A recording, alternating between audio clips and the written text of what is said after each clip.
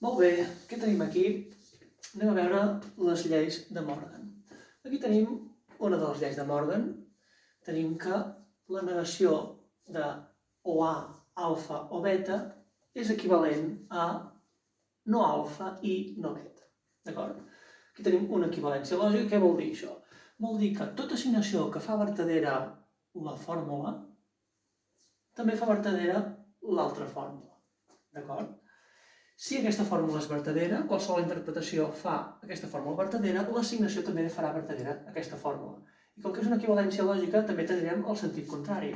Si una interpretació fa vertadera aquesta fórmula, també farà vertadera aquesta fórmula. Aquestes fórmules són equivalents. No? D'aquesta podem passar a aquesta i d'aquesta podem passar a aquesta. D'acord? Molt bé. Anem a mirar com analitzarem això. D'entrada dir que això no és un símbol de la lògica proposicional. Això és un símbol del metallenguatge. En aquest cas, un símbol del metallenguatge de la llengua catalana que jo faig servir, en aquest cas, per demostrar la llei de Morgan. D'acord? Per tant, això no és una expressió de la lògica proposicional pròpiament. Això és un símbol del metallenguatge a partir del qual, juntament amb altres instruments, jo faré una demostració informal de la llei de Morgan, no? Perquè veiem què és. La llei de Morgan ens diu que si tenim això, ho podem passar a això. Ens diu que la negació d'una disjunció, o sigui, no és el cas que es doni la disjunció, ens està dient que no es dona cap dels dos, ni l'un ni l'altre. En realitat això ho veiem expressat també aquí. No es dona el primer, negació del primer, i al mateix temps, conjunció, no es dona el segon, negació del segon. I això és una de les lleis de Morgan. No és el cas que es doni la disjunció, vol dir que es dona la conjunció de la negació dels elements de la disjunció. Molt bé, anem a demostrar això, perquè aquest és el significat de la llei de Morgan, però és una cosa molt senzilla. La gràcia és demostrar que això és així. Vegem amb tots els instruments que hem vist en els vídeos anteriors. Començaríem per dir, que voldríem, nosaltres volem mostrar que si això és vertader, si tenim una interpretació que faci vertader això, també fa vertader això. Dit d'una altra manera, per tota interpretació que faci vertadera la fórmula esquerra, també farà vertadera la fórmula de la banda dreta. Per exemple,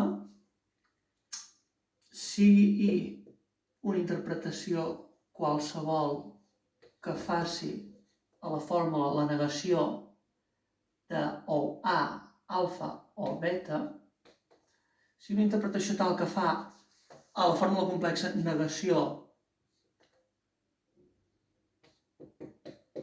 falsa,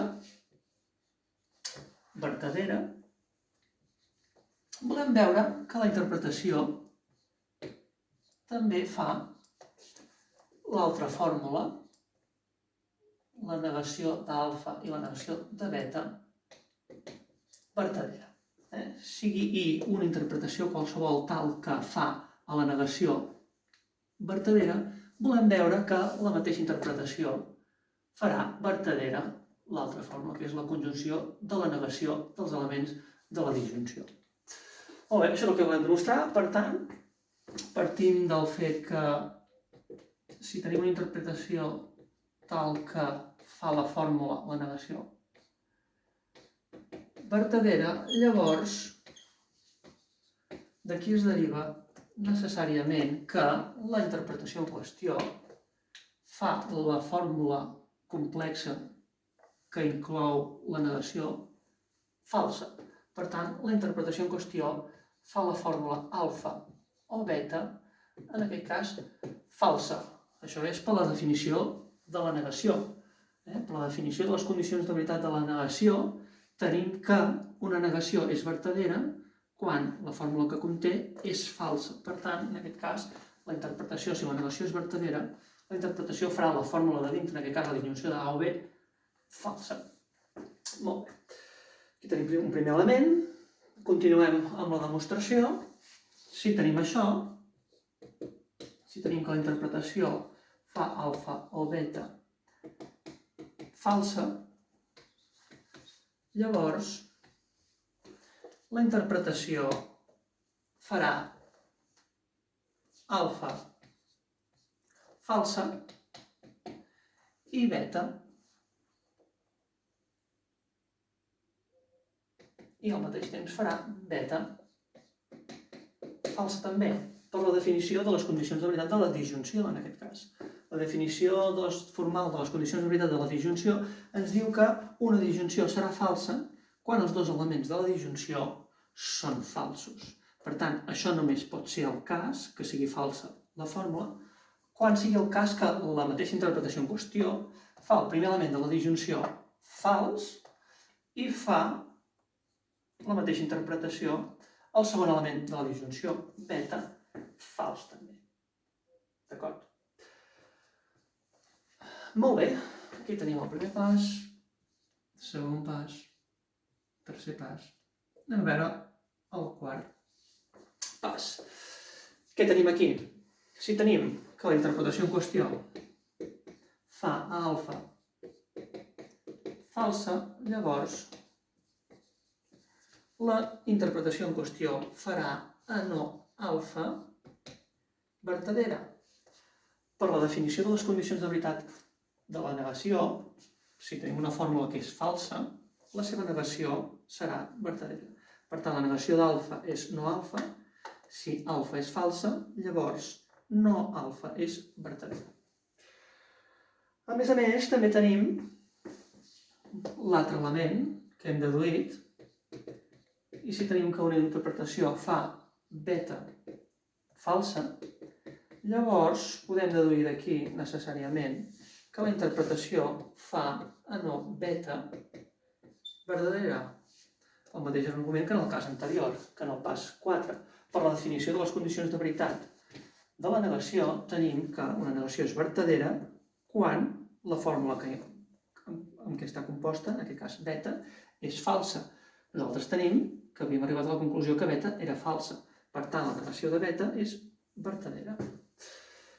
Molt bé, però què tenim aquí? Resulta que hem arribat on volíem. Si tenim que una interpretació fa no alfa vertadera i que la mateixa interpretació fa a no beta vertadera, també és el cas que tenim una interpretació tal que fa que no alfa i no beta sigui vertadera, que és precisament el que volíem demostrar. Havíem suposat que la interpretació feia vertadera el primer element de l'equivalència lògica i volíem mostrar que el segon element de l'equivalència lògica també es complia. Volíem mostrar que per tota interpretació que fes vertadera el primer element de l'equivalència lògica també feia vertadera el segon element de l'equivalència lògica, que en aquest cas era no alfa i no beta. Això és el que hem aconseguit. Hem arribat a la conclusió que la interpretació en qüestió, en aquest cas, per tota interpretació, la interpretació que sigui necessàriament pels passos que hem vist, farà la nostra fórmula, el segon element de l'equivalència lògica, vertadera, que és el que es volia mostrar. En aquest cas, simplement és per la definició de les condicions de veritat de la conjunció. Si nosaltres tenim una fórmula que és vertadera i una altra fórmula que és vertadera, simplement la seva conjunció és una fórmula ben formada i en aquest cas serà vertadera. Recordem que les condicions de veritat de la conjunció és que els dos elements de la conjunció són vertaders. Molt bé, doncs aquí tindríem la primera part de la demostració de la llei de Morgan. Veiem que quan tenim això, ho podem passar a això. Per tant, si jo tinc la negació d'una disjunció, puc passar-ho simplement a la conjunció de la negació dels seus elements. Molt bé, però ara encara no hem demostrat la llei de Morgan en tota la seva totalitat, perquè hem demostrat que si una assignació fa vertadera a la primera part de l'equivalència, llavors també fa vertadera a la segona part de l'equivalència. Però podria ser el cas que alguna assignació fes vertadera a la segona part de l'equivalència, però no fes vertadera a la primera part de l'equivalència. Per tant, hem de fer una demostració en el sentit contrari, l'altre sentit del condicional. Hem mostrat que si això es dona això, però hem demostrat que si això es dona allò. D'acord? Per tant, continuarem amb el pas número 6, podríem dir.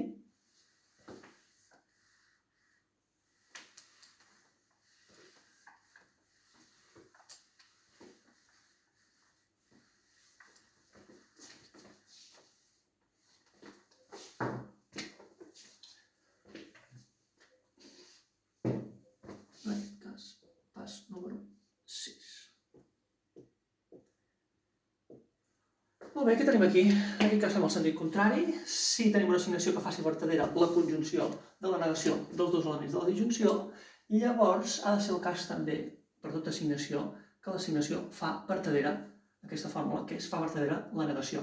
Fa vertadera la negació de la disjunció d'alfa i beta. D'acord?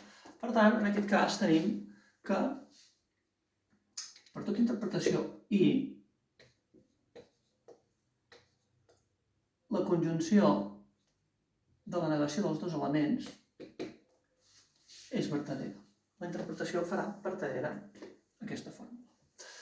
Molt bé, volem mostrar que si una interpretació fa vertadera aquesta fórmula, llavors la mateixa interpretació farà la negació de la disjunció d'alfa i beta també vertadera. Volem mostrar que si es compleix aquesta part de l'equivalència lògica, després es complirà també aquesta. Si per tota interpretació que faci vertadera aquesta fórmula, també farà vertadera aquesta altra fórmula. Molt bé, doncs comencem. Si tenim una interpretació tal que fa aquesta conjunció vertadera, llavors tindrem que la interpretació farà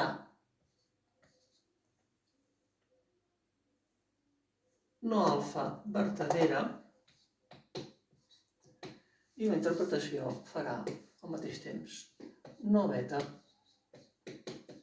vertadera.